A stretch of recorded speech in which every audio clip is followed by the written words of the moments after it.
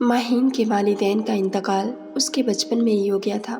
اس کی خالہ نے اسے گود لے لیا تھا اور انہوں نے ہی اس کی پرورش کی تھی۔ صنوبر خالہ کے 2 ہی بیٹے تھے، اشر جو کہ ماہین سے 3 سال بڑا تھا اور زین اس سے 8 سال بڑا تھا۔ ماہین کا یونیورسٹی میں فائنل ایئر تھا اور وہ آخری سیمیسٹر کی آخری پیپر کی ہی تیاریوں میں مصروف تھی، لیکن فی الحال وہ پڑھنے کی بجائے کتاب میں زین کی تصویر رکھ کر بیٹھی ہوئی تھی۔ وہ اسے دیکھ کر مسکرا رہی تھی، ارد گرد سے بالکل بے خبر، اپنے کمرے میں اسٹڈی ٹیبل کے سامنے پڑی کرسی کی پشت سے ٹیک لگائے بیٹھی۔ اس نے زین کی تصویر کو دیر دیکھنے کے بعد کتاب میں واپس رکھ کر کتاب کو بند کر کے سینے سے لگا لیا۔ عین اسی وقت اشر اس کے کمرے کے پاس سے گزر رہا تھا۔ اسے یوں مسکراتے دیکھ کر اس کے قدم وہیں تھم گئے اور وہ دبے قدموں اندر داخل ہوا، اور ماہین جو بند کتاب کو سینے سے لگا کر کرسی کی پشت سے ٹیک لگائے بیٹھی تھی، اس کی آنکھیں بند تھیں اور لبوں پر دلکش مسکراہٹ تھی۔ اشر نے اسے کچھ دیر تو نظر بھر کر دیکھا، پھر دل میں شرارت کا من کیا تو اس نے کتاب اس کے ہاتھ سے جھپٹ لی۔ ماہین نے فوراً ہی لرز کر آنکھیں کھولیں تو وہ بک لیے وہاں سے بھاگ نکلا۔ وہ آگے آگے بھاگ رہا تھا اور ماہین خوف کے مارے اس کے پیچھے پیچھے تھی۔ اسے ڈر تھا کہ کہیں اس کی چوری نہ پکڑی جائے۔ اشر بھائی، تنگ نہ کریں پلیز، مجھے میری بک دے دیں، مجھے پڑھنا ہے، کل میرا پیپر ہے۔ ماہین کے منہ سے اپنے لیے لفظ بھائی سن کر اشر کے بنے بنائے موڈ کا بیڑا غرق ہو گیا۔ اب تو تمہیں اچھے سے کتاب دوں گا۔ بھائی بھائی بھائی، یہ لفظ سن کر پک گیا ہوں۔ اشر دل ہی دل میں کرتے ہوئے خود سے ہم کلام تھا۔ وہ اسے چاہتا تھا اور جب بھی اسے دل کی بات بتانا چاہتا، ماہین اسے بھائی بول کر ہمیشہ اس کے ارمانوں کا خون کر ڈالتی۔ ماہین نے اشر کے پیچھے بھاگتے ہوئے اس سے اپنی کتاب واپس لینے کی کوشش کی، مگر ناکام رہی۔ چونکہ وہ دونوں بھاگتے ہوئے کمرے سے باہر نکل چکے تھے، اب اشر لاؤنج سے ہوتے ہوئے کاریڈور سے باہر نکل گیا۔ ماہین بھی اس کے پیچھے لپکی کہ اچانک سے کوریڈور سے اندر داخل ہوتے زین کے سینے سے بری طرح جا ٹکرائی۔ زین نے اسے بر وقت سنبھال لیا تھا، مگر وہ اسے سامنے دیکھ کر اب مزید بوکھلاہٹ کا شکار ہو گئی۔ آرام سے، اتنی جلدی میں کہاں جا رہی ہو؟ زین نے اس کے شانوں پر ہاتھ رکھتے ہوئے پوچھا۔ میں نے اشر سے کتاب لینی تھی۔ ماہین کی بولتی ہمیشہ ہی زین کے سامنے بند ہو جاتی۔ میں پھر سے بکری بن گئی۔ پیچھے کھڑے اشر نے اس کا مذاق اڑایا۔ کیوں تنگ کرتے ہو اس بیچاری کو؟ مار کھاؤ گے تم اب مجھ سے؟ لاؤ، مجھے دو وہ کتاب۔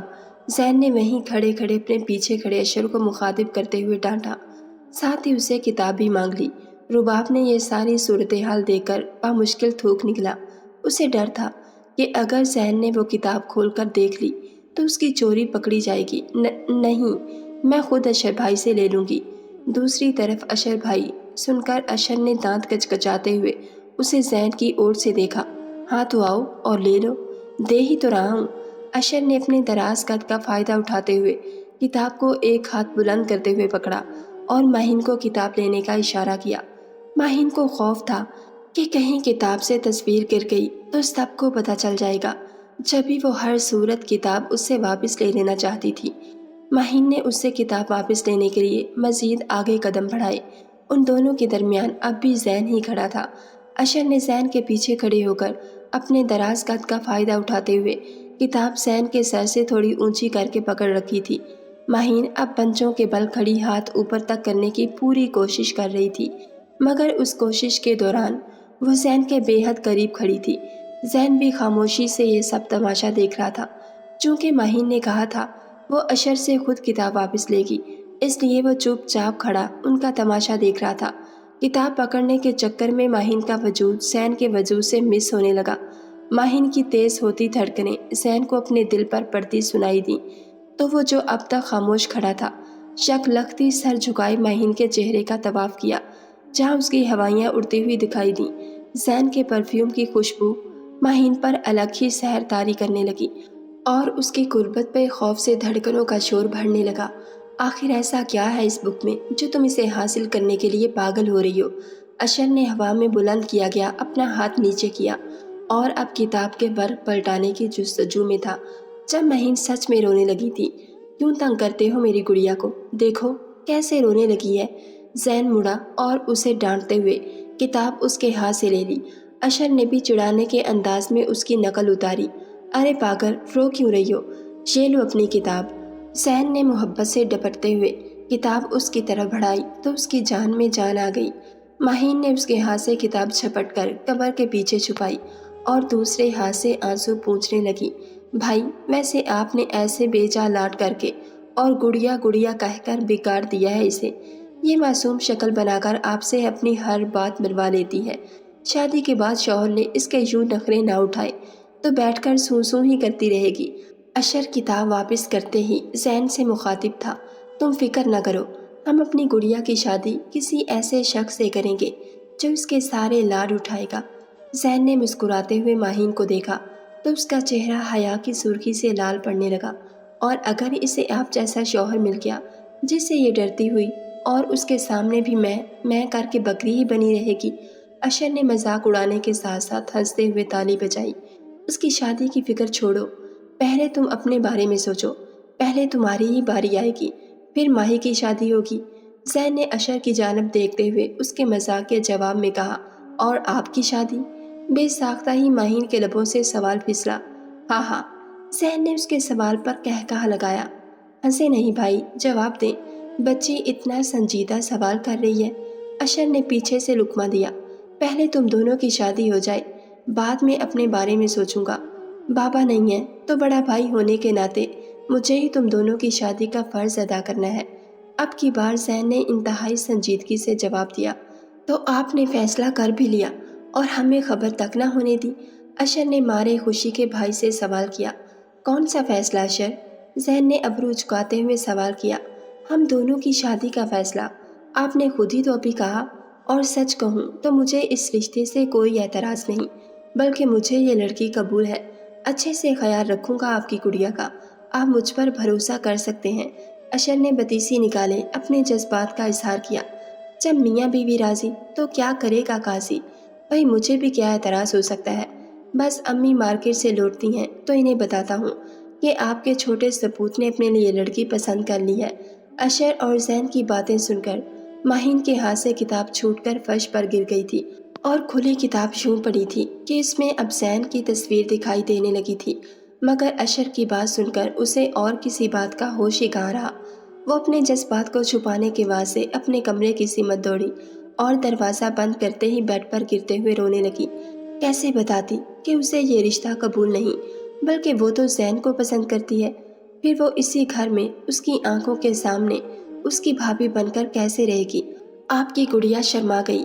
اشر نے ماہین کے وہاں سے جانے پر اظہار خیال کرتے ہوئے کھی کی۔ اسی لمحے زین کی نگاہ کتاب پر پڑی تو وہ اس کی کتاب میں اپنی تصویر دیکھ کر چونک گیا۔ اس نے سرت سے کتاب اٹھا کر وہیں بند کر دی کہ اشر نہ دیکھ سکے۔ پاگل! وہ ماہین کی اس حرکت پر زیر لب بڑبڑایا۔ اشر اپنے کمرے میں جا چکا تھا۔ زین بھی وہ کتاب ہاتھ میں پکڑے اپنے کمرے کی سمت قدم بڑھا گیا۔ کمرے میں آتے ہی وہ صوفے پر بیٹھ گیا اور پھر سے وہ کتاب کھولی تو اس میں اپنی تصویر کو دیکھ کر اب تک حیرت میں مبتلا تھا۔ وہ گھر کا بڑا تھا، اس پر ہی ساری ذمہ داریاں تھیں۔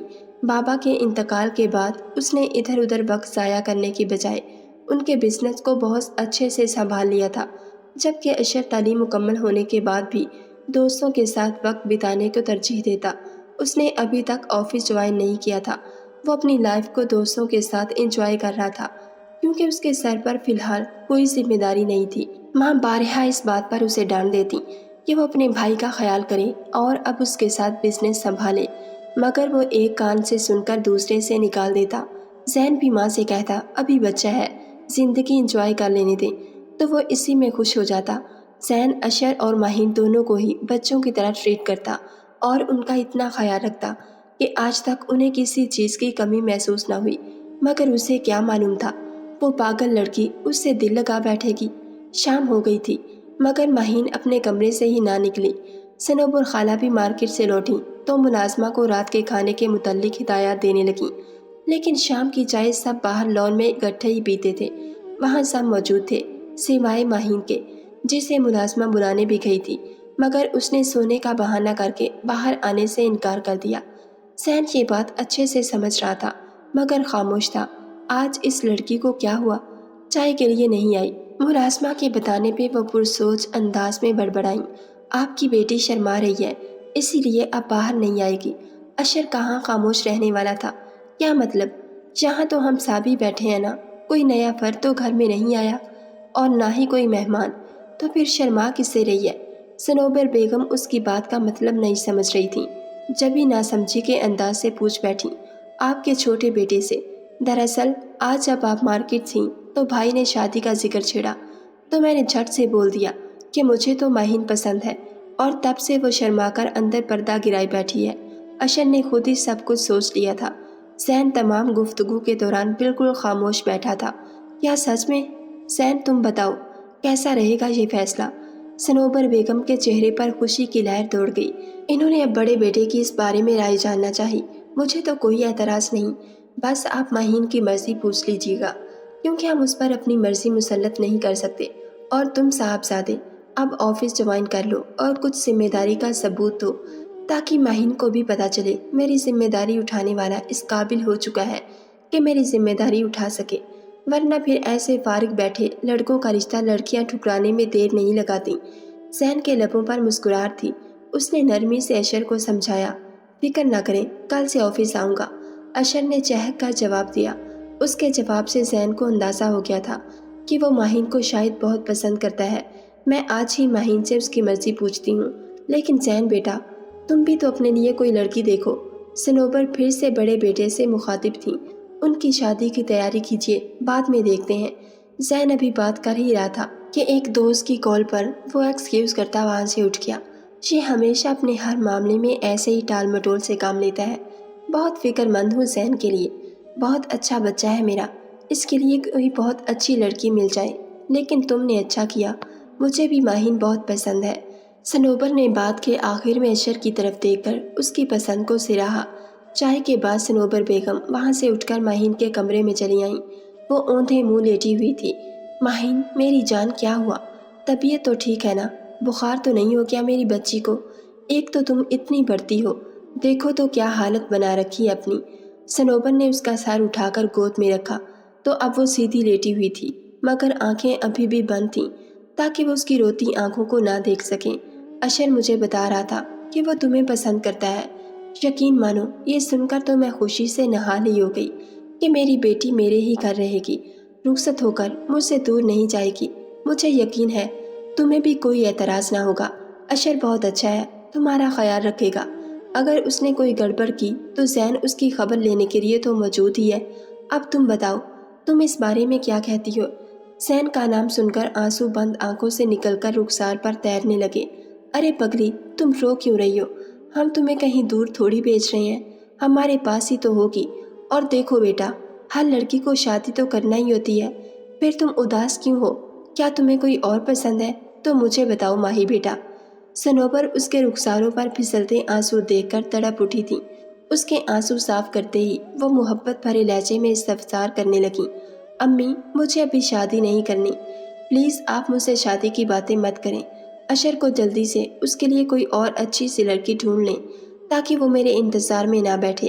ماہین ان کے ہاتھ کو لبوں سے لگاتے ہوئے منت بھرے لہجے میں بولی۔ فی الوقت وہ کچھ بھی سمجھ نہ پائی تھی کہ وہ واقعی بھی شادی نہیں کرنا چاہتی یا کسی اور کو پسند کرتی ہے۔ ٹھیک ہے، ابھی تم اچھے سے اپنے پیپرز دو، بعد میں دیکھتے ہیں کہ کیا کرنا ہے۔ صنوبر جھکتے ہوئے اس کی پیشانی پر پیار کرتے ہوئے بولی اور اٹھ کر کمرے سے باہر نکل گئیں۔ ان کی بات سے ماہین کے دل کو کچھ تسلی ہوئی۔ اس نے اٹھ کر ہاتھ منہ دھویا اور سوچا اب پیپر کی کچھ تیاری ہی کر لے۔ میز پر دیکھا تو کہیں بک نظر نہ آئی۔ تھوڑی دیر بعد اسے کچھ سوچنے پر یاد آیا کہ بک تو وہیں اس کے ہاتھ سے چھوٹ گئی تھی، تو کیا زین نے اٹھا کر رکھ لی ہوگی؟ اب میں ان کے سامنے کیسے جاؤں گی؟ اگر وہ تصویر دیکھ چکے ہوئے تو میں انہیں کیا جواب دوں گی؟ وہ یہ تمام باتیں ہی سوچتی رہی، لیکن اس کے کمرے میں جا کر بک لینے کی ہمت نہ کر سکی۔ وہ ہمت پیدا کرتی رہی اور سوچتی ہی رہی۔ رات ڈنر پر بھی وہ نگاہوں کو جھکائے بالکل خاموش بیٹھی تھی۔ اس نے ایک بار بھی کسی کی طرف دیکھنے کی ہمت نہ کی تھی۔ ڈنر کے بعد اپنے بے جان قدموں سے خود کو گھسیٹتے ہوئے وہ زین کے کمرے کے باہر آئی۔ دل بہت تیزی سے دھڑک رہا تھا اور دل میں خوف بھی تھا۔ ماہی نے ڈرتے ڈرتے دروازے پر دستک دی۔ کون ہے؟ آ جائیں۔ اندر سے زین کی آواز سنائی دی۔ ڈور ناپ پر ہاتھ رکھے وہ ایک بار پھر سے ہمت مجتمع کرنے کی کوشش کر رہی تھی جب اندر سے کسی نے یک لگت ہی دروازہ کھولا۔ چونکہ اس کا ہاتھ ڈور ناپ پر ہی تھا، وہ بھی اس کے ساتھ آگے کو لڑک گئی دھیان سے۔ زین نے ایک بار پھر سے اسے بازوؤں سے تھام کر گرنے سے بچا لیا۔ اندر آ جاؤ، باہر کیوں کھڑی ہو؟ وہ سپار سے انداز میں بولا۔ وہ کچھ اخذ ہی نہ کر پائی کہ زین کو علم ہو چکا ہے شا نہیں۔ جھجکتے کمرے میں قدم رکھا۔ میری بک آپ کے پاس ہے؟ ماہین نے ڈرتے ڈرتے سوال کیا۔ ہاں وہاں گری ہوئی تھی تو میں اٹھا کر کمرے میں لے آیا، میز پر پڑی ہے لے لو۔ زین بیڈ پر بیٹھا تھا اور سامنے لیپ ٹاپ کھلا پڑا تھا، شاید وہ اپنا آفس کا کچھ کام کرنے میں مصروف تھا، ماہین نے سوچا، اور جلدی سے کمرے میں رکھے 2 سیٹر صوفے کے سامنے پڑی میز کی جانب بڑھی۔ ماہی، اس نے جلدی سے وہاں سے کتاب اٹھائی اور الٹے قدموں لوٹنے کو تھی جب زین کی آواز کانوں میں پڑی۔ جی، اس نے کپ کپاتی آواز کے ساتھ بنا مڑے پوچھا۔ کیا تم پلیز مجھے میز سے ایش ٹرے پکڑا دو گی؟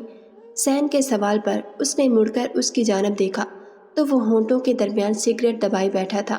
بے اختیاری طور پر وہ کچھ بھی سوچے بنا آگے بڑھی اور اس کے قریب کھڑے ہوتے ہوئے اس کے ہونٹوں کے درمیان سے سگریٹ لے لیا اور میز پر پڑے ایش ٹرے میں جا کر مسل دیا۔ یہ کیا بدتمیزی تھی، میں نے ایش ٹرے مانگا تھا نہ کہ سگریٹ وہاں پھینکنے کا بولا تھا۔ زین نے اس کی پشت کو گھورتے ہوئے سوال کیا، لیکن وہ تو ابھی تک وہیں ساکت کھڑی تھی کیونکہ اسی ایش ٹرے کے نیچے زین کی وہی تصویر پڑی تھی جو ماہین کی کتاب میں تھی۔ خوف سے تو وہ وہیں جامد ہو کر رہ گئی۔ کیا ہوا؟ تم جواب کیوں نہیں دے رہی؟ زین نے اسے خاموش پا کر پھر سے سوال کیا۔ آپ سگریٹ نہ پیا کریں، یہ صحت کے لیے اچھی نہیں ہوتی۔ کچھ دیر بعد اس نے ہمت پیدا کیے وہیں کھڑے کھڑے جواب دیا۔ اچھا، اور تمہیں کب سے میری صحت کی فکر ستانے لگی؟ زین نے پھر سے سوالیہ انداز اپنایا۔ جب سے ہوش سنبھالا ہے تب سے محبت کرنے لگی ہوں آپ سے، چاہتی ہوں آپ کو، فکر تو ہوگی ہی نا۔ وہ آنکھیں بند کیے اتنی تیزی سے سب کچھ بول گئی تھی کہ اسے خود بھی خبر نہ ہوئی یہ سب کیسے ہوا۔ اچھا، محبت کرتی ہو مجھ سے؟ زین اپنی جگہ سے اٹھ کر اس کے قریب چلا آیا اور اس کی کلائی پکڑ کر اس کا رخ اپنی جانب کیا، مگر وہ تو نگاہیں جھکائے کھڑی تھی۔ زین نے اس کا چہرہ تھوڑی سے پکڑ کر اوپر اٹھایا اور اس کی آنکھوں میں آنکھیں ڈالے سوال پوچھنے لگا۔ جواب میں اس نے فقط سر ہلانے پر اکتفا کیا۔ کیوں میرے سامنے وہ زبان کہاں چلی جاتی ہے جو اشر اور امی کے سامنے پٹر پٹر چلتی ہے؟ زین نے ابھی بھی اس کے چہرے کو تھوڑی سے پکڑ رکھا تھا۔ آپ سے ڈر لگتا ہے مجھے، وہ بہت معصومیت سے بولی تو زین نے اس کی بات پر مسکراہٹ کو دبا لیا تھا۔ کیوں، میں کوئی بھوت ہوں یا میری شکل اتنی ڈراؤنی ہے یا آدم خور ہوں؟ مسکراہٹ دباتے ہی اس نے نہایت سنجیدگی سے دریافت کیا۔ ایسا کچھ نہیں، بس آپ مجھ سے بڑے ہیں اور ہر وقت سنجیدہ رہتے ہیں تو بس آپ سے ڈر لگتا ہے۔ بات کے دوران ماہین اس کی طرف دیکھنے سے کترا رہی تھی۔ ڈرتی ہو اور محبت بھی مجھ سے ہے؟ زین کی طرف سے ایک اور مشکل سوال کا سامنا ہوا تو وہ چند لمحے خاموش رہی۔ شاید محبت کرتی ہوں، اسی لیے آپ سے نہیں، آپ کو کھونے سے ڈرتی ہوں، ماہین نے کن اکھیوں سے اسے دیکھتے ہوئے جواب دیا۔ اپنے دل سے میرا خیال نکال دو، کیونکہ اشر تم سے شادی کا خواہاں ہے اور وہ تمہیں بہت خوش رکھے گا۔ زین نے اب کے سنجیدگی سے اسے سمجھانے کی کوشش کی۔ اشر زین کے کمرے کے باہر سے گزر رہا تھا۔ جب دروازہ کھلا ہونے کی وجہ سے یہ بات اس کے کانوں میں بھی پڑی تو وہ وہیں دروازے کی اوٹ کے پیچھے رک گیا۔ تو میرا کیا؟ میں اشر کو پسند نہیں کرتی، وہ میرا بھائی ہے، بس، اس سے زیادہ کچھ نہیں ہو سکتا۔ ماہین نے نم آنکھوں سے اسے دیکھتے ہوئے اس کی بات کی نفی کی۔ پاگل مت بنو، میں عمر میں تم سے کتنا بڑا ہوں یہ جانتی ہو، اشر ہی تمہارے لیے پرفیکٹ میچ ہے۔ زین نے سخت لہجہ اپنایا۔ چاہے آپ مجھ سے 20 سال بھی بڑے ہوں مجھے فرق نہیں پڑتا، کیونکہ میں آپ سے ہی محبت کرتی ہوں۔ ماہین جب بولنے پر آئی تو اچھی خاصی ڈھٹائی کا مظاہرہ کر گئی، جبکہ اس کی یہ بات سن کر دروازے کے پیچھے کھڑا اشر بھی ساکت رہ گیا تھا۔ ایسا نہیں ہو سکتا، سمجھی تم، میں تم سے شادی نہیں کر سکتا، میں اس کے حق پر کبھی ڈاکہ نہیں ڈال سکتا۔ زین کا انداز جیسے دو ٹوک تھا۔ تو پھر میں بھی اسے وہ مقام نہیں دے سکتی جو آپ کو دے چکی ہوں۔ آپ ہی میری پہلی اور آخری محبت ہیں۔ میں مر تو جاؤں گی مگر آپ کے سوا کسی سے شادی نہیں کروں گی۔ ماہین نے بھی پہلی بار اس کی آنکھوں میں آنکھیں ڈال کر اپنی دیوانگی کا اظہار نڈر انداز میں کیا تو وہ بھی دنگ رہ گیا۔ دماغ خراب ہو چکا ہے تمہارا، اشر ٹھیک ہی کہتا ہے کہ میں نے بے چالار دے کر تمہیں بگاڑ دیا ہے۔ خیر پیپر دے لو، پھر تمہیں سیدھا بھی میں ہی کروں گا۔ ٹھیک 1 ہفتے بعد تم دونوں کی شادی ہے، شیبہ ذہن نشین کر لو۔ ذہن نے تیز لہجے میں حکم سنایا تو وہ سسکنے لگی۔ نہیں کرنی مجھے کسی اور سے شادی، اس سے اچھا خود ہی میرا گلا گھونٹ دیں۔ کم از کم اسکول سے آپ کے ہاتھوں مروں گی تو صحیح۔ اگر آپ نے بے چالار دے کر بگاڑا ہے تو یقین کریں پھر کوئی اور مجھے سنوار بھی نہیں سکتا۔ یہ سب آپ کے ہاتھ میں ہے، مجھے اپنا کر سنوار لیجئے۔ جب زندگی میں میری ہر خواہش پوری کی ہے تو یہ ایک آخری خواہش بھی پوری کر دیجئے۔ اس کے بعد تا عمر آپ سے کچھ نہیں مانگوں گی، بلکہ آپ کی کنیز بن کر آپ کی محبت میں زندگی گزار دوں گی۔ ماہین نے سسکتے ہوئے ملتجی لہجے میں کہا، بس تمہاری شادی اگلے ہفتے اشر سے طے ہو چکی ہے۔ میں فیصلہ کر چکا ہوں، خود کو ذہنی طور پر تیار کر لو۔ اشر بھائی کی یہ بات سن کر الٹے قدم وہاں سے لوٹ گیا تھا، جبکہ ماہین بھی روتی آنکھوں سے نفی میں سر ہلاتی کمرے سے باہر کی سمت دوڑی تو زین نے اس کے جاتے ہی پیشانی سہلاتے ہوئے دروازے کی سمت دیکھا۔ وہ اسے یوں روتے دیکھ کر خود بھی اندر سے کتنا مضطرب ہو گیا تھا اسے نہیں بتا سکتا تھا۔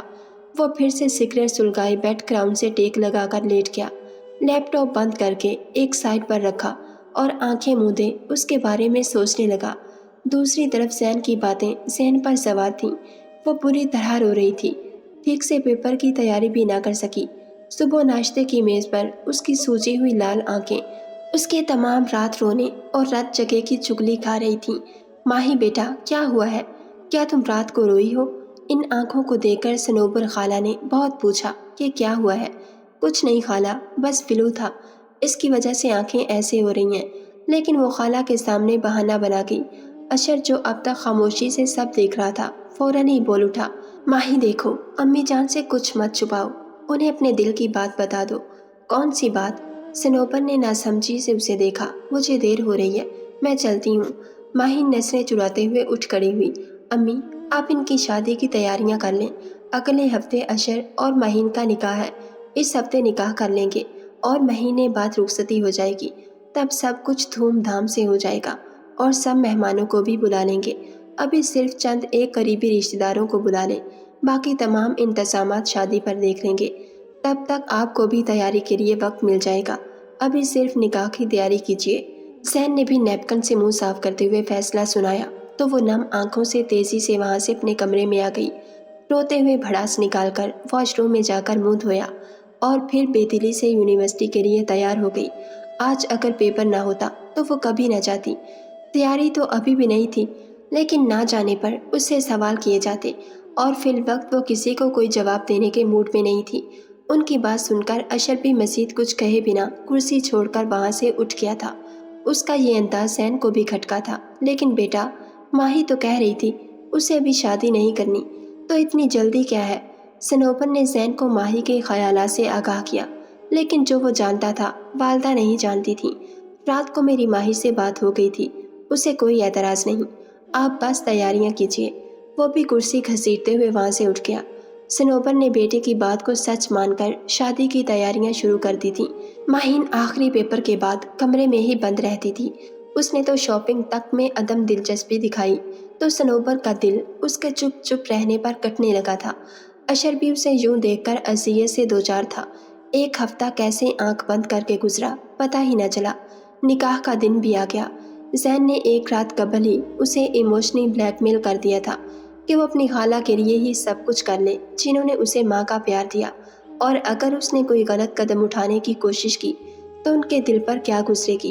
اور اس نے بہت مضبوط طریقے سے اس کی برین واشنگ کر کے اسے بے بس کر دیا تھا کہ اس کے پاس اشر کے ساتھ نکاح کے علاوہ کوئی راستہ نہ بچا تھا۔ مولوی صاحب نکاح کے لیے اندر آئے تو وہ رو رہی تھی۔ اس کی 2 سہیلیاں اور خالہ اس کے پاس تھیں۔ زین بھی خود چل کر اندر آیا تھا۔ ماہین سکندر والد سکندر قریشی، آپ کا نکاح زین قریشی والد افراز قریشی سکہ رائج الوقت 10 لاکھ حق مہر کے ساتھ قرار پایا ہے۔ کیا آپ کو یہ نکاح قبول ہے؟ مولوی صاحب کی بات سن کر بے یقینی سے ماہین نے گھونگھٹ اٹھا کر دمکتے چہرے کے ساتھ انہیں دیکھا۔ اسے یقین کرنے میں کچھ پل لگے تھے، مگر یقین آتے ہی وہ جھٹ سے بول اٹھی، قبول ہے۔ یہ کیا کہہ رہے ہیں آپ مولوی صاحب؟ زین نے شدید حیرانگی کا مظاہرہ کیا۔ یہ بالکل ٹھیک کہہ رہے ہیں، جو بھی کہہ رہے ہیں۔ آپ میرے ساتھ باہر آ کر بیٹھ جائیں۔ مولوی صاحب کو نکاح کی کارروائی مکمل کرنے دیجیے، میں آپ کو بعد میں سمجھاتا ہوں۔ وہ وہاں سے جانا تو نہیں چاہتا تھا، مگر اشر اسے زبردستی وہاں سے لے گیا۔ اب کمرے میں مردوں میں صنوبر کے 2 بھائی کھڑے تھے۔ ماہین نے بلا تردد 3 بار قبول ہے کہہ دیا تھا۔ مولوی صاحب نے باہر جا کر زین سے رضامندی لی تو وہ اشر کو عجیب نگاہوں سے دیکھنے لگا۔ اشر نے سر کو ہلاتے ہوئے طمانینت کا اظہار کیا تو زین نے بھی ماہین سے نکاح قبول کر لیا۔ دعا کے اختتام پر مبارک ہو کے ساتھ سب نے ایک دوسرے کو گلے لگایا اور مٹھائی کھلائی۔ آپ نے کیا سمجھا تھا کہ صرف آپ ہی بڑے بن کر دکھا سکتے ہیں؟ چھوٹا ضرور ہوں، مگر آپ کی اور ماہین کی خوشی کا مجھے بھی پورا خیال تھا۔ میں نے اس رات ماہین کی اور آپ کی ساری باتیں سن لی تھیں۔ ماہین کے دل کا حال تو مجھے پتہ چل گیا، لیکن پھر ہر گزرتے دن کے ساتھ آپ کے چہرے کی بڑھتی ہوئی سنجیدگی یہ بتانے کے لیے کافی تھی کہ آپ کو بھی وہ اچھی لگنے لگی ہے۔ مگر آپ ٹھہرے گھر کے بڑے جنہوں نے قربانی دینے کا اور دوسروں کی خوشیوں کا ٹھیکہ اٹھا رکھا تھا، اور آپ کبھی اقرار نہیں کریں گے، یہ میں جان گیا تھا، جب ہی یہ ساری اسکیم لڑانی پڑی۔ تھینک یو یار، زین نے آگے بڑھ کر اسے گلے سے لگا لیا تھا۔ ٹھیک ہے بھائی، بڑوں کو بڑا پن ضرور دکھانا چاہیے، مگر اتنا بھی نہیں کہ اپنے دل کو مارنا پڑے۔ خیر میں بہت خوش ہوں، اور میرا کیا ہے، مجھے تو کوئی اور مل ہی جائے گی، مگر نہ تو آپ کو کوئی اور مہین مل سکتی تھی اور نہ ہی مہین کو آپ جیسا دیو، جس سے ڈرتے ہوئے جب وہ ہکلاتی ہے تو بہت اچھی لگتی ہے۔ اشر نے بات کے آخر میں کہا لگایا تو جواب میں زین اسے گھور کر رہ گیا۔ جائیں، آپ کی منکوحہ آپ کی منتظر ہوگی، رخصتی سے قبل شکوے شکایتیں دور کر لیجیے۔ اشر نے شرارت بھرے انداز میں کمرے کی سمت اشارہ کیا تو سیاہ کرتا پاجامہ میں ملبوس زین کی شخصیت اور بھی باروب لگ رہی تھی۔ وہ مسکراتے ہوئے اندر کی جانب قدم بڑھا گیا۔ صنوبر بھی اس نکاح سے بہت خوش تھیں۔ مبارک ہو بیٹا، وہ بیٹے کی پیشانی پر بوسہ دیتے ہوئے کمرے سے نکل گئیں۔ ان کے ہمراہ ماہین کی سہیلیاں بھی باہر جا چکی تھیں۔ اب کمرے میں صرف وہ دونوں ہی موجود تھے۔ ماہین سفید رنگ کی شارٹ کرتی اور شرارے میں ملبوس تھی۔ ہم رنگ دوپٹہ سر پر اوڑھ رکھا تھا، ہلکے پھلکے میک اپ کے ساتھ، ڈائمنڈ جیولری کے ساتھ وہ بہت حسین لگ رہی تھی۔ وہ بیٹھ کے بس میں بیٹھی تھی جب زین خراما چلتے ہوئے اس کے سامنے آ بیٹھا۔ ماہین کے دل کی دھڑکنیں اس کے ہر قدم کے ساتھ تیز تر ہوتی گئیں۔ نکاح مبارک ہو، زین نے بیٹھتے ہی مبارکباد دی تو اس کی پلکوں میں واضح طور پر لرزش طاری ہوئی اور چہرے پر حیا کے رنگ بکھر گئے۔ بہت حسین لگ رہی ہو۔ زین نے اس کا ہاتھ تھام کر اس کے حسن کی تعریف کی تو اس کی جان ہوا ہونے لگی۔ تم کچھ نہیں بولو گی؟ زین نے اسے خاموش پا کر دریافت کیا۔ میں کیا بولوں؟ وہ کنفیوز ہو رہی تھی۔ اس کی میں پر زین کو اشر کی بات یاد آئی تو وہ مسکرا گیا۔ میں کیا کر رہی ہو؟ تم یہی تو چاہتی تھی، پھر اب کیوں ڈر رہی ہو؟ زین نے مسکراہٹ دباتے ہوئے پوچھا تو اس نے بامشکل پلکوں کی جھالر اٹھاتے ہوئے اسے دیکھا۔ سوچ رہا ہوں کہ آج ہی رخصتی بھی کرا لوں، اب تم سے دور رہنا مشکل ہو جائے گا۔ زین نے مخمور لہجے میں اس کے سراپے کا طواف کرتے ہوئے حال دل بیان کیا تو وہ حیا سے سمٹ کر رہ گئی۔ آپ تو یہ شادی ہی نہیں کرنا چاہتے تھے، اب کایا کیسے پلٹ گئی؟ ماہین نے نگاہیں اٹھائی سوال کیا تو نگاہیں زین سے جا ٹکرائیں۔ اب جب کر لی ہے تو اس دل کو قابو میں نہیں رکھ سکتا نا؟ کیوں، تم مجھ سے دور رہ لو گی؟ زین نے شوخ لہجے میں سرگوشی کی تو وہ شرماتے ہوئے سر کو نفی میں ہلا گئی۔ تو ٹھیک ہے، میں امی سے کہہ کر آج ہی رخصتی کرا کر تمہیں اپنے کمرے میں شفٹ کرواتا ہوں، مگر ایک شرط پر۔ اب تم مجھ سے ڈرو گی نہیں، یقین کرو تمہیں بالکل بھی نہیں کھاؤں گا۔ ہاں، بقول تمہارے، تمہیں سنوارنے کی کوشش کروں گا اپنے پیار کے ساتھ۔ ماہین شرما کر ایک بار پھر سے پلکوں کی جھالر گرا گئی اور زین کو وہ آج اتنی پیاری لگی تھی کہ اس نے آج ہی رخصتی بھی کروا لی تھی۔ بھائی جان، لگتا ہے اب صبر کرنا محال ہو گیا تھا۔ اشر کی شرارتی نگاہیں زین کو تنگ کر رہی تھیں۔ کھانے کے بعد رات دیر تک سب زین کے کمرے میں جمع تھے۔ زین نے اس کی کمر پر تھپ سے تھپڑ رسید کیا۔ چلو بھائی، سب آرام کرو، رات بہت ہو گئی ہے۔ اور پھر صنوبر کے کہنے پر سب انہیں اکیلا چھوڑ کر باہر نکل آئے۔ چینج کرنے کے بعد وہ اپنے ہاتھوں کو ایک دوسرے میں مسلنے میں مصروف تھی۔ جب زین لائٹ آف کر کے اس کے پاس آ بیٹھا تو وہ اس سے فاصلہ بناتے ہوئے آگے کو سرک گئی۔ اب تو ہمارے درمیان کوئی ڈر حائل نہیں ہوگا نا؟ زین نے پھر سے اس کے قریب ہوتے سرگوشی کی تو وہ راہ فرار اختیار کرنے کی بجائے اپنے سرد وجود کے ساتھ اپنے محبوب کی خواہش پر خود سپردگی پر آمادہ ہو چکی تھی، اور یوں دو محبت کرنے والوں کی نئی زندگی کا آغاز شب وصل کے ساتھ ہو چکا تھا۔ ان کی محبت سچی تھی، جبھی ان کی منزلیں بھی ایک ہو گئیں اور انہیں ایک دوسرے کی ہمسفری نصیب ہو گئی۔